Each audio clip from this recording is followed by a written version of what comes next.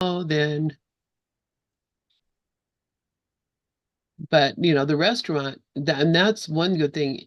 The restaurant should not have let him leave without, having a designated driver or something. Or they Right. could have driven him home. They could have just driven him home. Oh, so he'll have a DUI and he'll get rid of it. Oh, I know, but still, it's just ridiculous because, um, I mean, it's a good thing to tell people, hey, you cannot be drinking and driving out here. It Right. is, this is this is not the thing to do.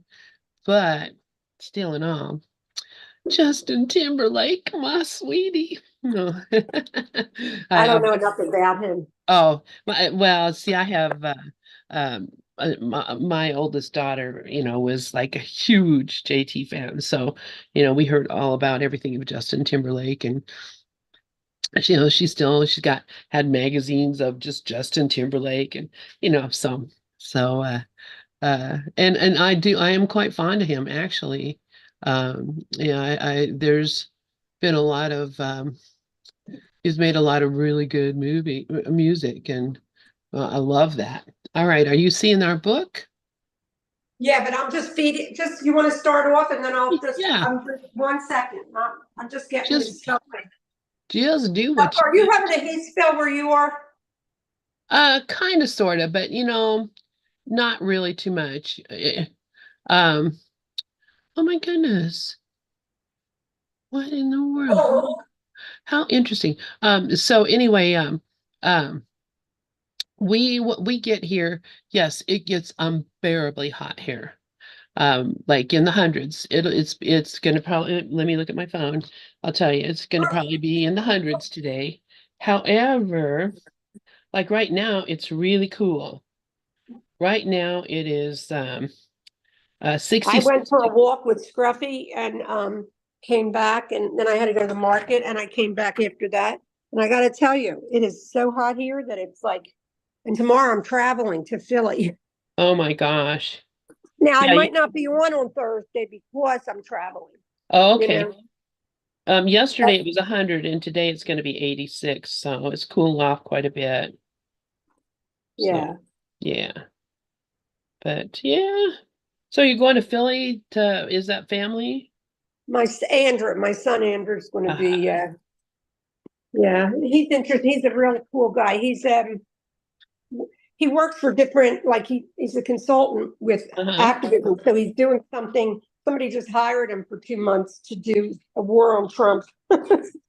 Oh, well, that's good. I mean, not, I mean, obviously it sounds not like a war, but, it more than likely is, let's get the truth out there so people are not Right. fooled.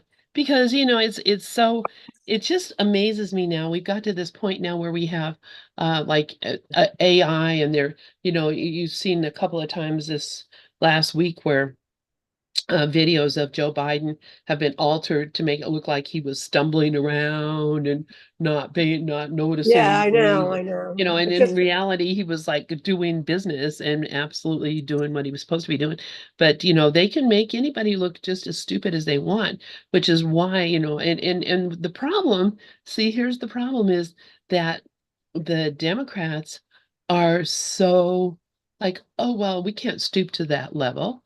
That's, that would really be beneath our dignity to, act like this, treat people like this, be like, that's not right, how it is. Y- right. he's definitely, it's a fighting fire and with fire. Okay, so last week we had just completed reading and I think I might go back a page and reread this because this incredible speech, and that this is in Helen's words, what was said during There Must Be a Better Way. Okay. So okay. Uh, I'm just going to read. Bill was now 42, the well-known midlife crisis time. He was in such pain. Something had to give. He was at a breaking point, and in June 1965, just before yet another power struggle type meeting poured out his heart in his now famous declaration, "There must be a better way, and I'm determined to find it." And I'm thinking I was 12 years old at this time. And wow. So there must be a better, and I was really getting into very spiritual at that time. So there was some vibe going on. Helen remembers the specifics of that conversation. This is Helen's words. Bill proposed quite specifically to try out a new approach that day at the research meeting. He was not going to get angry and he was not going to attack. He was going to look for a constructive side in what the people there said and did, and was not going to focus on mistakes and point up errors. He was going to cooperate rather than compete. It was time to take a new direction. We had obviously been headed the wrong way. It was a long speech for Bill, and he spoke with unaccustomed emphasis as he delivered it. When it was over, he waited for my response in obvious discomfort. Whatever reaction he may have expected, it was not the one he got.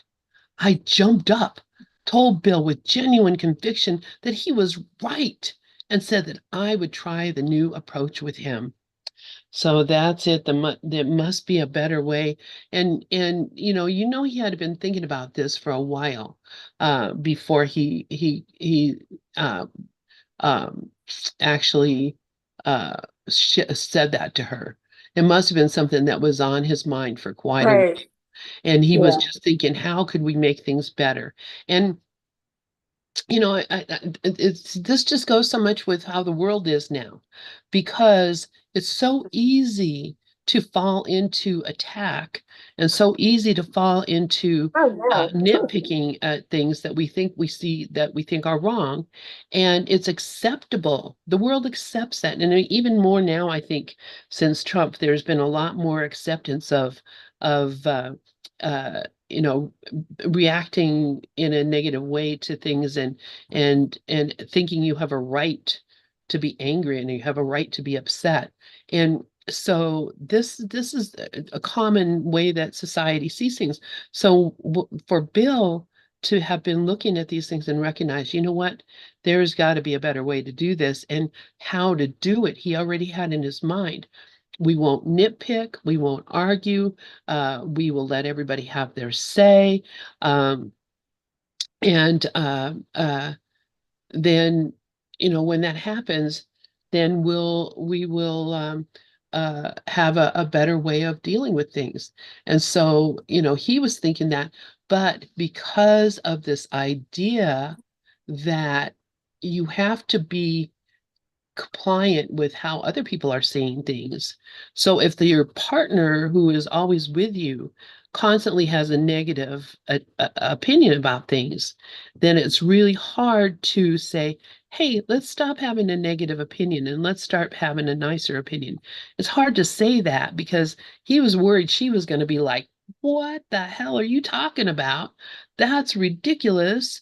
You know, nitpick we shall, we must, and be angry we must. He expected her to be that way because, and that's why it took him so long to come up to say this. So think about this in our lives, how often we see things and we think, well, I think there'd be a better way to do this, but if I say anything, then they're going to get offended. They're going to think I'm saying that they're wrong. And just get over yourself Right. Right. and get it out. Yeah. And I'm going to be on both screens because okay, if one of them goes out, I don't want to leave. okay, all right. So thus, Helen, impressed and moved by his passion, agreed, and their joint venture began. Bill always emphasized how touching and amazing he found her response, her promise to help, as it was so out of character under the circumstances. This interaction between Bill and Helen, this sincere and urgent, heartfelt request for relief from pain, signaled the time for ACIM's arrival into the world. The scribes were ready to listen. And isn't that just beautiful? What a beautiful description of what's going on. Here I have a little mouse. that lives in my room, and I put out little tidbits for him. And this For certain, who? he'll come up and take them. I know it probably sounds, oh, gross, you have a mouse. It's a living creature. It's and he's very polite. It's very he's like a little pal. What do you do with them? Hmm? What do you do with a mouse, like in your house? What do you Well, do? either you trap them and kill them and run them out, Right. or you make friends with them and you know have it under your terms. Right. I mean, I know a lot of people that are going nuts because of mice in their house. But I for had me, one it's run like, over my foot once. That pretty much scared me, but that was when I was young. yeah, I mean, they're natural creatures that live in the world, and we're, you know how we are. We're out here in the freaking desert on the prairie where this is their natural habitat. So, we took it over. But Humans really have destroyed the planet, really, if you think about it, like the way we treat our food, our farmers, everything. So oh different yeah, in this country. I was talking to friends of mine that just came back from Europe, and it's very different there. Now, I've never been to Europe. I went to St. Martin. That is the furthest I went. And have you been to Europe? I have, yes. Where'd you go? It is very different. I was in England, the UK, and in Germany and in France. Oh my Uh, God. Did you like it? oh, I loved it. It was for work. So I was on work assignments and I would go there and, stay at a hotel and, deal with the businesses, whatever, where I was at.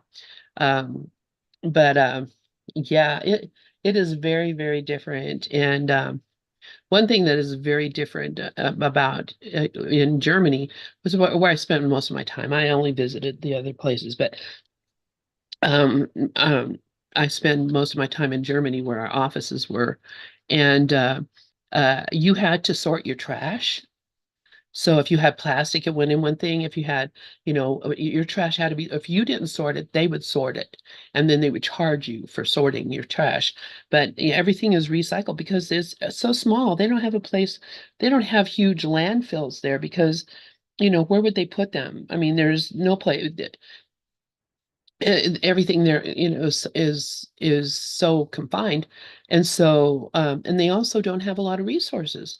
So if you abuse the resources and mess around with the resources, that actually, it can happen. They can't allow that to happen. So there's that. There's I know when I was there, where I went, like everything was closed on Sunday. If you wanted to Right. go out for dinner on Sunday, forget about it. Um, uh, the only Wow. place, yeah, yeah, or How old were really, you? it was when I worked for Boeing. That was in the 90s. Yeah, like the late 90s. So Right. um, however old I was then, I was in my 50s. So yeah, but It's funny because when it comes to like don't you feel like you weren't even Lynn? I mean, I can see pictures of me and I realize I'm not really Sharon. You can just see it because, mhm, like, and that's so important because that's really, we're not this person. The person's not real. We're real. yeah, yeah, yeah, it is interesting. Um have just been realizing here lately, very clearly, which I've never actually identified with the person. I've never actually identified with the person. Uh, Wow. I've never felt like I was a part of anything. I've never felt like I belonged to anything. I've never felt like I was. I've always felt like a Outsider? yeah. I've always felt like a foreigner. Yeah. Like I was, yeah, like I came from outer space or something, because I don't think like other people do. I Right. can't think like other people do, and it's not. I try, And I blend in pretty good because I'm smart. I figured out how to blend in. But in reality, there's never been a time that I have not been amongst people, except for you guys, Course in Miracles people and people that have a different point of view. For the most part, people just think I'm a weirdo, and then, my whole family, I'm just like the cheese that stands alone everywhere I go. And my whole life, I've always been that way. Right. And I've always been kept apart too. People, not only did I not go like socially with people, they didn't want me either. It was like kind of a mutual thing. I know though that sounds really kind of dumb, but it's for real. It's It true. was, Brooklyn wrote me after the meeting. You were just right there. And I just thought that was so important because, like I was saying, the unfolding of the ego, it screams and hollers sometimes. And I think everybody should realize that without, the way you were talking about what you've been through. I had a lot of stuff too when I was younger. And you know how our world is. Our world vilifies mental illness, and we're all mentally ill. Yeah. In fact, I don't think we see somebody is a big deal. Yeah, exactly, exactly. And so and I get this about Helen and Bill both too. Helen never fit into anywhere. She was completely like an alien. From reading her story about, how she just never really fit in and was Yeah. kind of kept apart from her parents, and it's just a kind of a hard life for a young person. And then Bill, of course, all of his trials and tribulations as a child, even spending like 3 years in bed because he was sick, that kept him apart too from the world. So Yes, you that know would definitely do it. we're You know, all strangers. yeah, well, the course says that, because we all feel like what I felt like a lot of times is I just don't get it. I don't get anything. I just, I tried to look like I got it, but with school or even when Yeah. people are mean, and I'm not saying I wasn't mean because I can get mean, but it takes a lot. Now that I'm unfolding this ego, there sometimes it'll come up and I'll be blindsided without it. It just comes up from underneath. I have seen the ugliness of the ego. I have. Yeah. It's so obvious how ugly it is.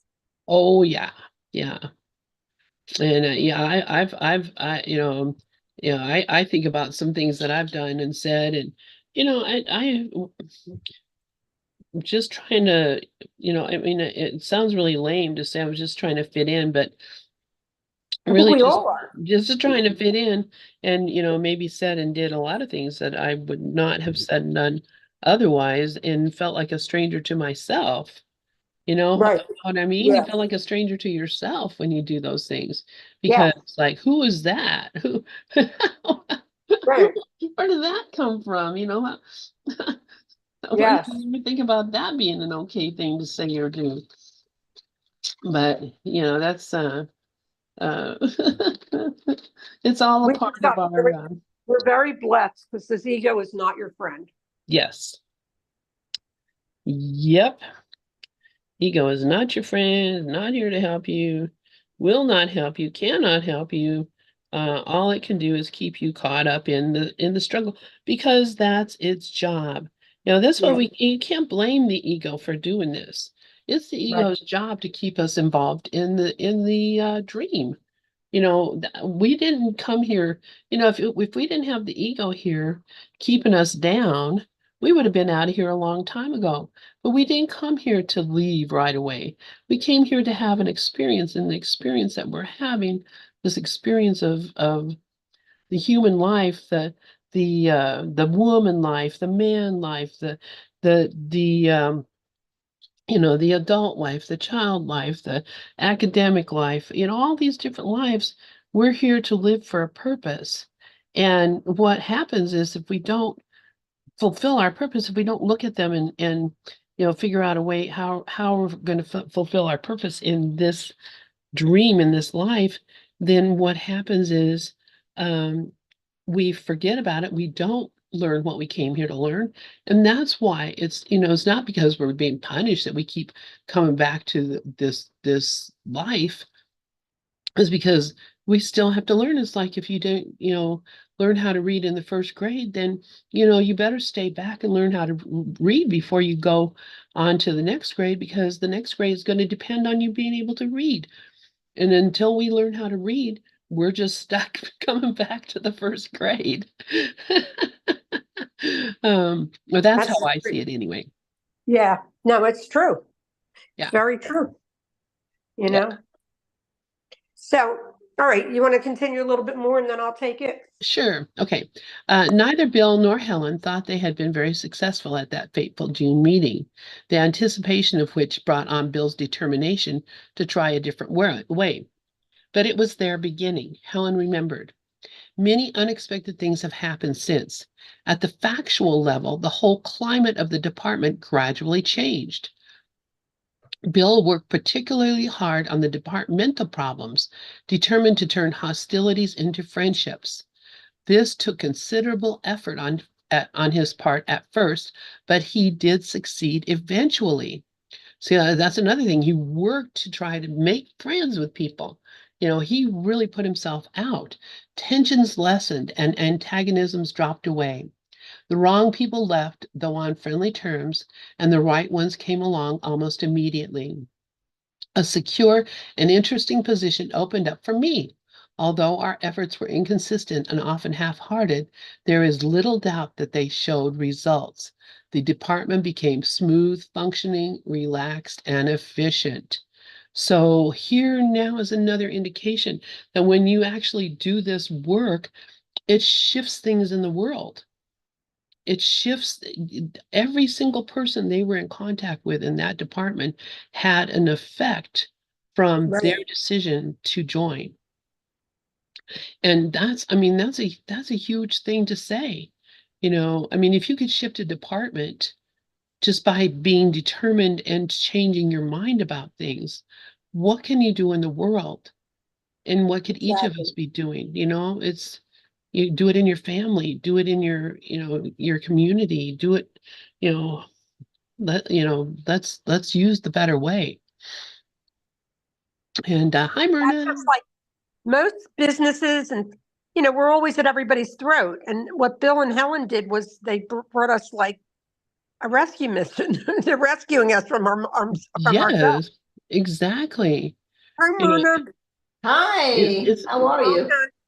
makes me think about my daughter is telling me a story about where she works, and she is very blunt and honest. There is she will not. She doesn't see any reason to, pussyfoot around on things. She'll just say straight up. And she's known for that. Everybody knows that, don't ask Coe if you don't want to know, because she will tell you what she thinks. And, she's not mean about it or anything. She's just very clear. And so someone at work, okay, so she's working at the Dollar Tree. She works like 3 hours and 45 minutes. They don't even give her a full 4 hour shift, because if they gave her a full 4 hour shift, they'd have to give her a 10-minute break. And they don't give her a Right? 10-minute, yeah, they don't want to give her a 10-minute break. So she works for 3 hours and 45 minutes. This is her shift at Dollar Tree, okay? And a minimum wage, and they're not allowed to use the restroom unless they're on a break. So because she doesn't get a break, she doesn't get to use the restroom. Oh my And God. and so the other day they came to her and they said, corporate is suspicious of you because you're not having any in-store sales, meaning that she was not buying food and drink from the store during her shift so that she could eat and drink. And because everybody buys food and drink during their shifts, she was suspicious because she didn't do it. And she said, well, wait a minute. I work for 3 hours and 45 minutes. I do not get a break, not even a 10-minute break. If I were going to eat or drink something after I've been standing at this cashier stand, handling money and handling things that other people had handled, you had better believe that I'm going to go and wash my hands and clean myself up before I eat or drink anything. And because you don't allow me to go to the restroom, During my shift, you make it impossible for me to eat or drink anything. So your premise that must be stealing from the store because I'm not buying food or drink during my shift is Oh, BS, right? I mean, total complete. I'm sorry. You know what? When somebody gets treated like that, it's ridiculous. It's Well, just it ridiculous. cracks me up. A minimum wage job, 3 hours and 45 minutes. I mean, this What is is one of those. minimum wage now? What is the minimum wage now? I don't know. It's like $8, $9. I don't know. Maybe 12. I don't know what it is, but I'm it's a not. teacher, and when I sub, I don't make much more. Yeah, yeah. So Hey, so anyway, so she was talking to someone and they said, "Oh yeah, we've heard or we kind of understand that, that you might not be happy with your job here." And she said, "Well, look at me. I have a college degree. I'm a mother with, I have 3 kids to take care of at home.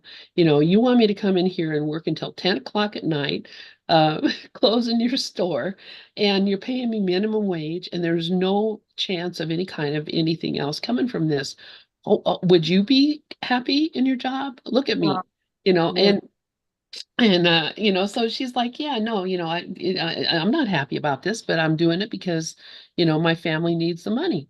And so so anyway, so yeah. So then she talked to another girl, and she's this other girl she worked with, and she goes, they said that, they thought maybe I wasn't happy. Do I seem like I'm not happy? And the other girl said, "No, you seem pretty happy," because she's generally a happy person. So, and she loves doing, I mean, she loves what she's doing. She loves it all. So so anyway, so then she says to this other woman who she's working with, this girl's, thought I was, this, and this. The other woman went to the managers and said, not Coey, but this other girl is unhappy and she's trying wanting to leave. And Oh, so the management then went to the day shift manager and told her, "Hey, you know what? You're going to have this girl's going to leave. You're going to have to go back to being the night shift manager and lose all your perks." They'd go to the day shift manager and tell the day shift manager this is happening. Nothing was happening at all. Nothing.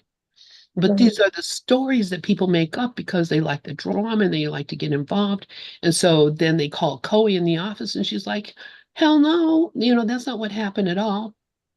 They scared this other woman to death that she'd been working there for like 17 years at Dollar Tree or something and had worked her way up to be the day shift manager. And all of a sudden now she's getting kicked back to, night shift. And I mean, for no reason other I'm than, glad she can take care of herself.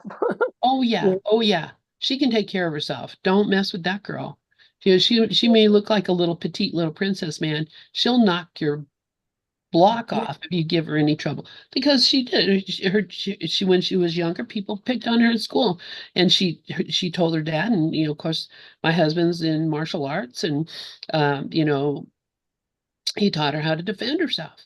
And Yeah. so, she got in a fight with some girl at school and big girl, kicked the crap out of that girl, and nobody messed with her again. So, that's not advice to any parent. What But does she go to anyway, school for? Can she do something with that? yeah, wait, graphic arts. She has a degree in graphic arts. And since she hasn't been in the field for like the last uh Yeah, just scared. 11 years or whatever since her kids were born, everything's changed, all new programs, all new everything. So she would have to go back to school actually to be able to get her job. Yeah, that's the whole, yeah, that's true. Like even I couldn't work for a school system anymore because of their computer programs. Yeah, yeah. Because I'm too, well, I went to the market this morning and these women that were waiting on me, they were older. They're like in their 70s and they said they couldn't stay home anymore just to get out, Oh, right? Because really? yeah, Yeah, that's look, good. that's why continue to do stuff because I want to, stay young. Hello, Karen.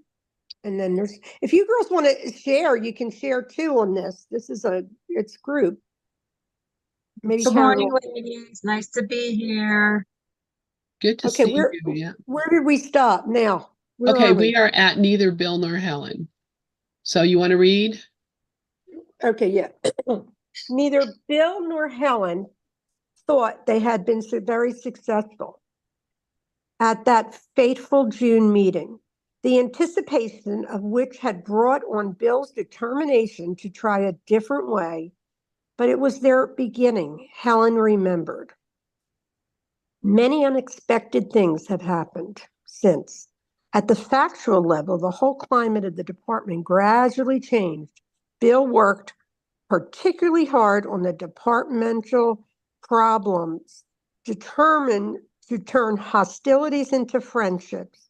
This took considerable effort on his part at first, but he did succeed eventually. Tensions lessened and antagonisms dropped away. The wrong people left, though, on friendly terms, and the right ones came. Look at that, came along almost immediately. A secure and interesting position opened up for me. Although our efforts were inconsistent and often half-hearted, there is little doubt that they showed results. The department became smooth functioning, relaxed, and efficient. Did you read that before?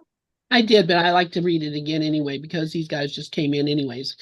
All right. Yeah.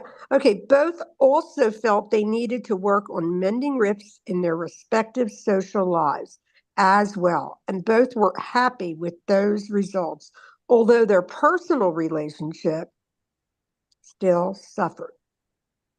Helen had the vague sense that these reparative steps in healing assorted relationships were part of a mandatory preparation for something. But what that was remained unknown. As another sign that shifts in consciousness were occurring almost immediately after Bill's crisis in the spring of 1965, Helen began having waking visions and strange dreams. She acutely feared losing her vision and indeed her mind. That would scare anybody. You know, a lot of times, like I remember when she says a vision, like what I used to get when Regina was that, I think she was what, a towel rack? Remember that, Lynn? I remember that. An Yeah, apple, so the towel rack. I Yeah. didn't understand it. I wasn't where of course, back then I was just beginning, but I had a vision that it was like she wasn't really there. It was just this awareness. Is that what a vision is, or is it different than that? Well, I've had visions and actually see things. I've seen things happening. I've seen things that we're not really there in like it was happening right now in front of me. And Right. so yeah, I've had waking dreams and visions. And but it could be, I mean, if you saw yourself as if you experience yourself as being something else other than what you were, like an apple or a towel rack, Oh, it was an apple. That's what she was. Yeah. Because yeah, I an apple. remember Jasmine took a bite of the apple. Right. Yeah. And she Yeah. felt the Yeah. everything. And that could have been, I mean, she may have been envisioning herself as that apple and Right. experienced herself as that. Right. I just Because she remember was the having, apple, because we are the apple. yeah, we're If everything. something's in front of you, you're it. Right. We're just this life force, Yeah.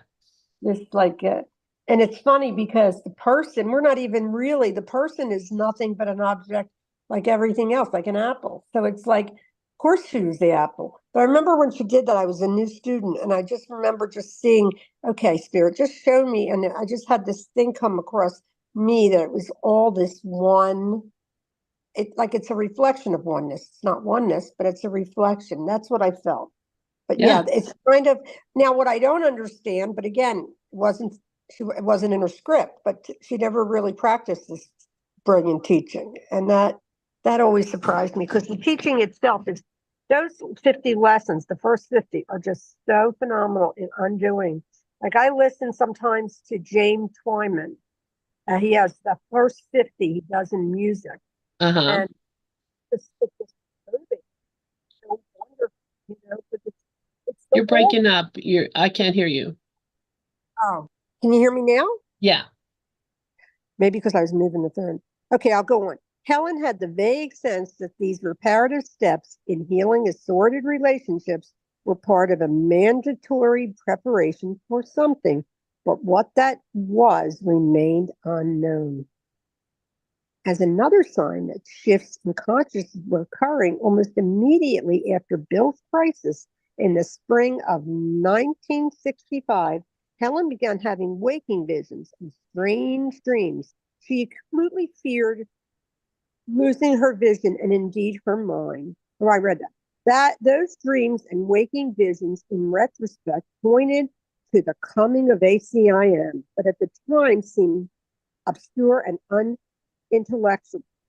For instance, one vision involved Helen seeing herself in a small boat being carried along a lovely canal. She mused about the ability of buried treasure in the area and noticed a long pole with a hook in the bottom of the boat. She dropped the hook into the water and pulled up an ancient treasure chest. On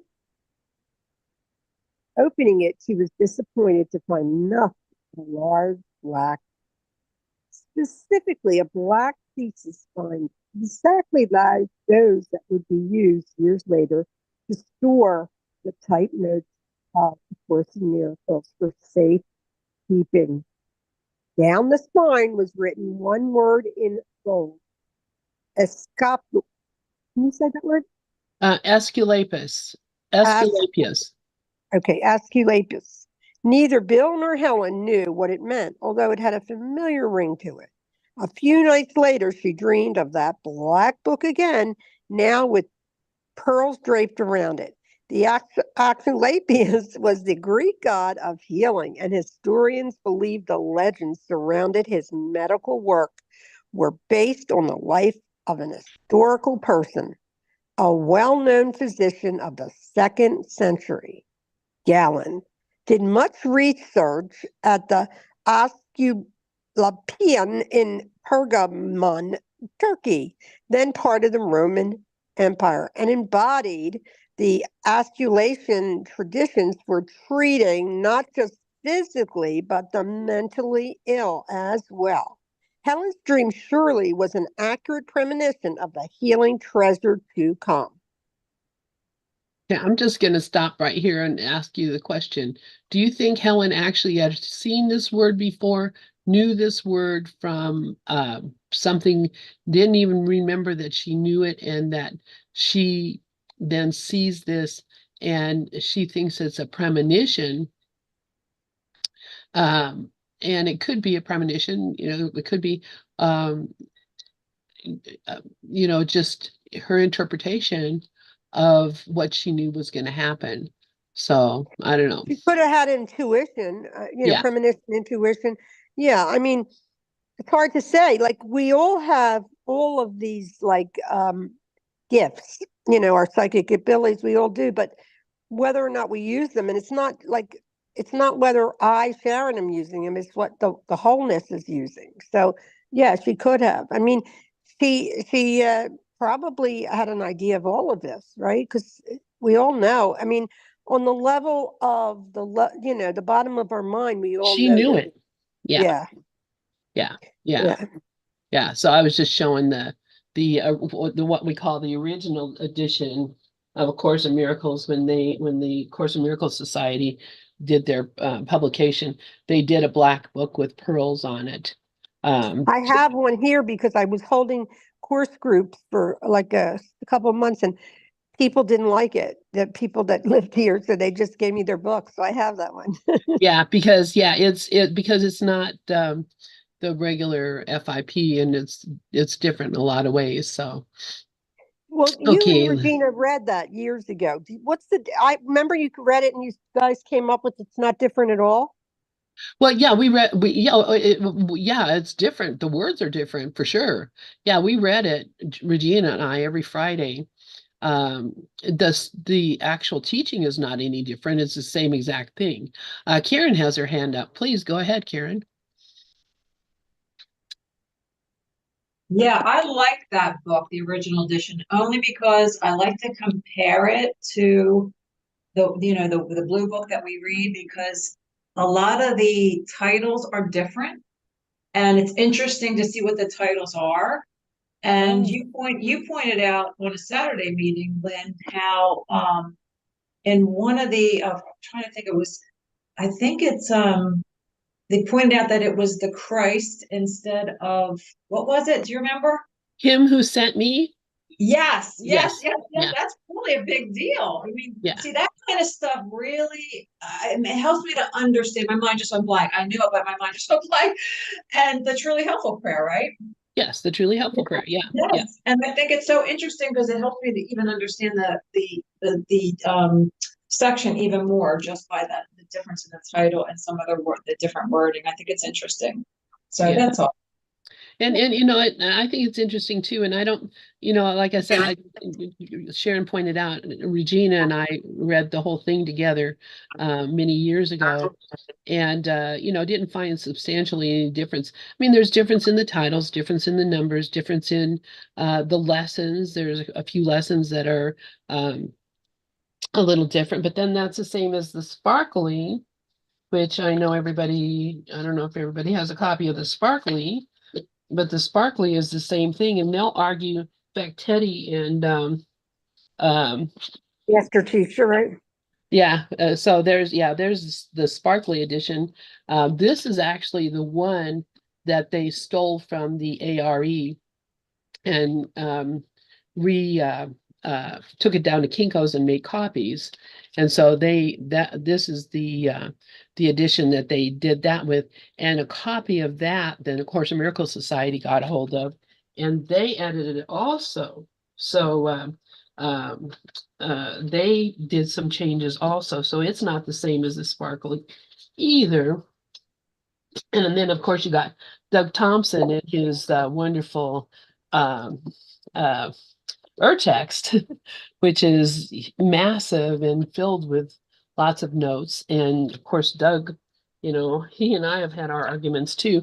But then Robert Perry comes up with a whole nother edition wherein he like throws in every uh like I said, it's like they went and dug through Helen's underwear drawer looking for notes, extra thing. Oh, what else could he have said that could have made it any different? And the fact is that it didn't make it any different at all. The words may be different, but they're not telling you to do a different thing. It's all telling you to do the same thing. Right. It's like I have Robert Perry's too because somebody said it was really, worth having, and I don't see that. I don't think I see it that way. But again, it's still the same message, I'm sure. But it's just funny how the intellectual mind really wants to have it their way. Yeah, yeah. And the whole thing, I think, same thing with Teddy, with Robert Perry, all those guys, they were just jealous of Ken because Ken had, Ken was there. But I can guarantee from I, listening to even Helen's own words that all the changes they made that they put in that FIP version were per Jesus's advice request. Jesus told them change that. And so that's the reason those things are changed, not because, Helen and Ken and Bill wanted to change things, because Jesus told them change it. So that's why the FIP version is the one I follow, because, I think it's the one that's more accurate to the intent of the author. well, I also think that Ken has like that's what the one he used, and I listened to him. Like I have all his journey books and everything, so it's kind of easier to just read that one. But it was harder. It's a much more the poetry's more. It just is so beautiful, but when Yeah. you're trying to understand it with your intellect, you can't. You have to, and what I've seen now is if you think you're a body, you won't get this course because you're not. It's not talking to a body; it's talking to a mind, and it's just But I think I thought I was a body for a long time. Yeah. Oh, yeah. I still do. Wait a minute. I have to say the truth. I still do. Lots I of times. know. Hey, guess what? Uh, I am not a body, I am free. All right, let's see. Let's go to the next page. You want me to read now? Yes. Okay. Other visions involved Helen's experiences as a priestess in many times and places, and they almost always included Bill. Sometimes the two were married, sometimes they collaborated in healing work, and sometimes they were deadly enemies. Often the visions had a profound emotional impact, eliciting either sublime joy or abject terror. In one major vision, she was ready to kill him with a spear poised between his eyes over the theft of a ruby from her priestess crown. She backed off at the last moment and died shortly thereafter. Helen's response to telling Bill about this particular vision gives some clue about her ongoing intense anger toward him. All right, so this is Helen.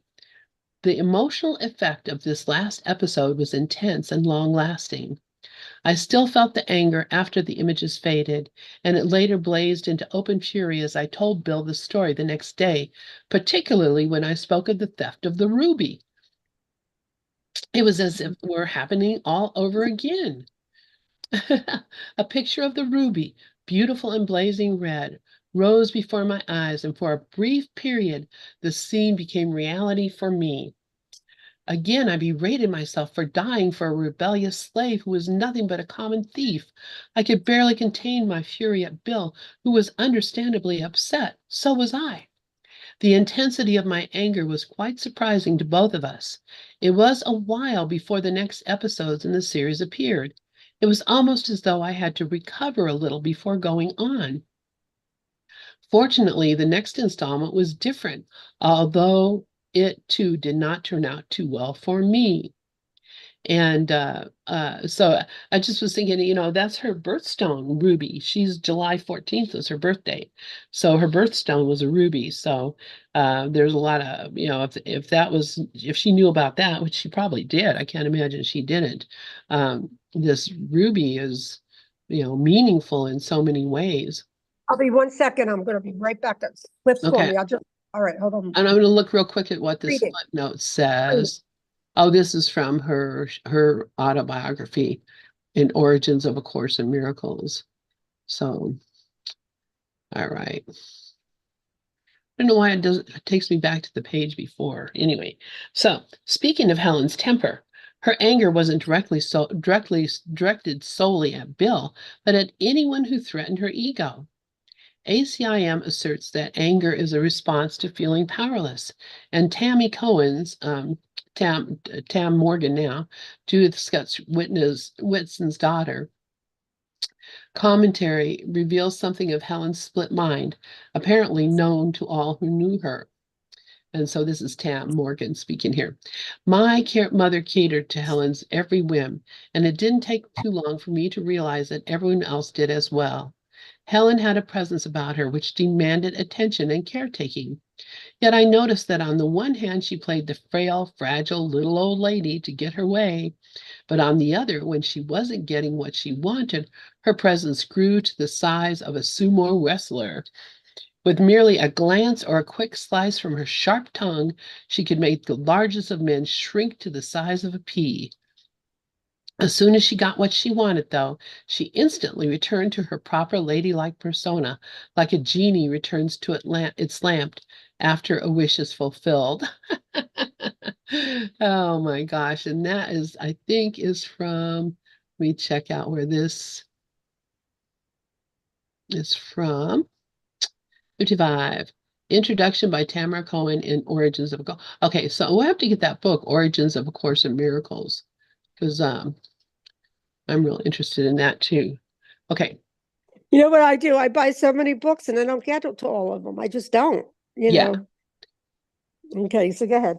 Okay, yeah, me too. I've got a zillion of them. That's why it's good we're reading them here, because Yeah, that's what I intend to do. Like the book that I sent you, I thought would be a great book study because it's not a course book, but it's so phenomenal how this woman, like, how her ego just felt like complete, like, okay, her whole process was that she knew she wasn't the person she thought she was. However, all she did was wait for a bus stop and then it just dropped. And she didn't know, she thought she was going to sing. It's so good. So maybe we can do it. Yeah. It's, that would be something to do on one of our free times because it's just, again, it doesn't matter if it's a course book, it's the same teaching, right? It's all the same. So it's like a book where she woke up, but she was literally in dark terror for 10 years. Yeah. But she chose not to take medicine. I would have taken medicine. I don't want to suffer here. Exactly. So yeah, maybe we will. If I can find if it's on Kindle, which it probably is, because you got it from Amazon. Yeah, Um, I don't know. Let me see. Well, that's yeah, okay. And so it's called Collision with the Infinite: A Life right. Beyond the Personal Self by Suzanne Siegel. And so very interesting. Also, When Fear Falls Away, the Jan Fraser book, You know, which I'd love to read that because I couldn't read it. I was something about the book. I kept putting it down. So if we want to read it in here, that would be good. yeah, she went through kind of basically the same thing. She was in a lot of very professional woman with a great career and everything, but very afraid of things that you and I might not even be. For me, I'm not. There's a lot of stuff I'm not afraid of, so um, I'll let you know when something comes up. Okay, let's see. 5 minutes we've got. During Midsummer, another particularly meaningful vision occurred at the conclusion of what Helen termed the second out of three series of visions, this time with a more positive outcome. This is Helen. The series ended on a note of final achievement and even glory. I was standing in a room that seemed to be on the top floor of a church building. Bill, seated at a large, old-fashioned church organ, was playing Handel's Hallelujah Chorus with his face lit with joy. We had finally reached our goal. I was standing in front of a simple brown wooden altar on which two words were written, one underneath the other. I cannot imagine a less appropriate pair. The top word, top word was Elohim, which I did not recognize at that time and only later discovered is one of the Hebrew names for God. The other, Evo, I did identify as the cry of Greek Bacchantes, a priestess or female votary of Bacchus, a female participant in a drunken or orgiastic revel. Ooh, sounds like my kind of party. All right, in celebrating the rites of Bacchus, the god of grape growing and of wine, as I watched, a streak of lightning from the back of the church struck the altar and obliterated the second word entirely. Only Elohim remained written in bright gold letters. The Hallelujah chorus rose to a crescendo, and a figure outlined in brilliant light, which I recognized immediately as Jesus, stepped from behind the altar and came toward me. I started to kneel in front of him, but he came around to my side and knelt at the altar with me. Bill rose and knelt at his other side. And then a voice, capital V voice, with which I was to become increasingly familiar, said, in silent but perfectly clear words, "That altar is within you." The emotional impact of the conclusion was so powerful that I burst into tears. Beautiful, beautiful. You know, Uh, she did such a great job in doing all this. You know, I like know it. to put a book together like this. It's beautiful. Amazing, absolutely amazing. Well, I'm going to go ahead and I see Karen has her hand up. Please go ahead, Karen. Yeah, what did that word mean that you just mentioned? The Evo or Elohim. Yes, that the second one. Yeah. The second one is a name for God. Yeah, It's the interesting Hebrew name for because God. that I heard Ken once talk about that, and that Helen actually saw that aura around Ken, that word God. She actually, do you remember, did you ever see that Ken talk about that? I don't remember hearing him talk about that, but Yeah, he actually said that he didn't agree with her. Of course, he didn't. His ego was zero. He did not agree with it all, but Helen actually saw it around Ken. that So I is just wanted to awesome. share that. Yeah, interesting. Very interesting. So, well, thank you, Sharon. This has been Thank you too, fun. sweetie. And Okay, we're gonna listen to Dove and right now Myrna. Okay. yep. And I'm gonna go ahead and stop the YouTube. And then I was gonna ask